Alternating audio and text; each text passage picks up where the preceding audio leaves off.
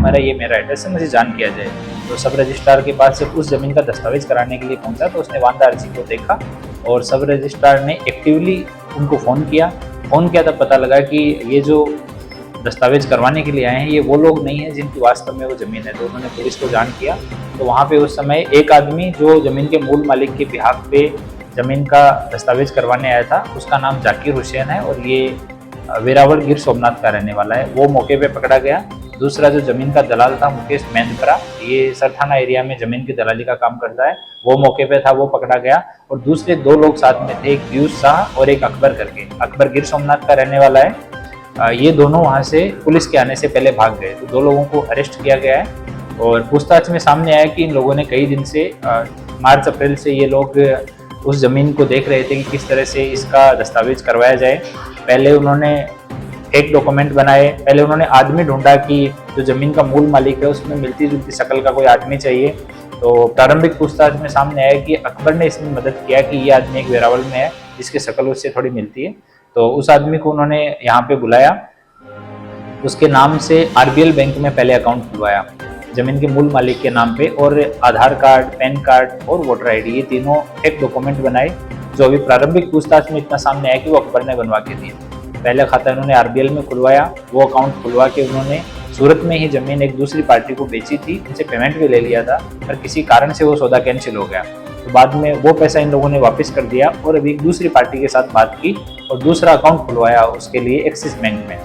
2 बैंकों में forge document के आधार पर उन्होंने अकाउंट खुलवाया और अभी करीब 3 करोड़ से ज़्यादा का अमाउंट, 3 करोड़ 41 लाख रुपए के आसपास वो पार्टी से उन्होंने अपने अकाउंट में रिसीव भी कर लिया।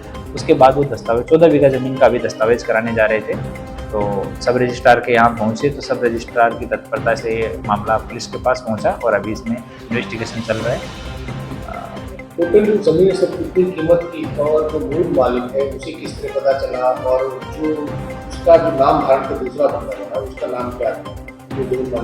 ये टोटल 40 बीघा ज़मीन है, उसमें से 14 बीघा का अभी सौदा हो रहा था और ज़मीन के मूल मालिक हैं वो पारसी हैं, बुजुर्ग हैं, उन्होंने वांदा अर्जी दी हुई थी, इसलिए सब रजिस्ट्रार ने उनको कॉल किया और इस वजह से ये पूरा मैटर जो है वो सामने आया। अभी दूसरे और पहलुओं की हम जांच कर रहे हैं कि बैंक अकाउंट खुलवाने में, उसमें पैसा डिपॉजिट करने में किसी आदमी की भूमिका है या नेग्लिजेंस की वजह से हुआ है या किसी का इंटेंशन था, इसकी भी जांच कर रहे हैं। और वहाँ से इसको लाने में जाकिर को या ये फर्जी डॉक्यूमेंट बनवाने में और कोई लोग अगर उनकी भी संलिप्तता है तो उनकी भी हम तलाश कर रहे हैं। ज़मीन के मूल मालिक के जो मूल मालिक है उनका नाम जो है किस बंदे ने धारण किया है? जाकिर ने जाकिर कई दिन से वो नाम धारण करके और वो खुद को माइंड में भी मेकअप कर रहा था कि मैं जो ज़मीन का मूल मालिक हूँ, उसी तरह से बिहेव करना, उसके से रिलेटेड ही जवाब देना, उसको थोड़ा होमवर्क कराया गया था इन लोगों को। ज़मीन क्या कीमत थी ज़मीन की, जो सौदा हुआ और पूरी ज़मीन की क्या टोटल 40 बीघा ज़मीन है। सौदे का एक्चुअल अमाउंट जो है वो एक बार सौदा जिनके साथ हुआ है उनका स्टेटमेंट लेंगे तब सामने आएगा, पर 40 बीघा ज़मीन है बेहसान गाँव और उन्होंने 3,41,000 रुपये एडवांस पेमेंट किया था उसके अकाउंट में, जो कि ज़मीन के मूल मालिक के नाम से जो फर्जी अकाउंट खुलवा था उसमें उन्होंने ट्रांसफ़र भी कर दिया था एडवांस के तौर पर। टोटल कॉस्ट कितने होता है पूरी ज़मीन की?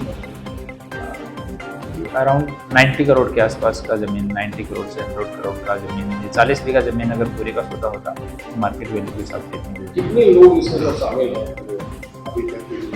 अभी तक 4 लोगों को हमने FIR में नाम लिखा है, उसमें से 2 अरेस्ट कर लिए हैं। बाकी हम तपास कर रहे हैं कि और कितने लोगों की इसमें मिली भगत हो सकती है, तो उन सब एंगल पे जांच की जा रही है और अलग अलग टीम हमारी बनाई गई है इसमें।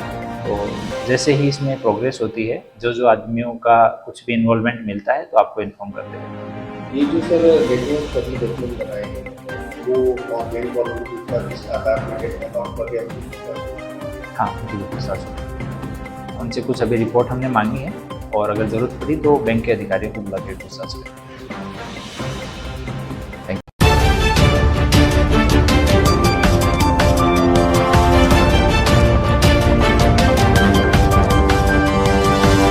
Thank you.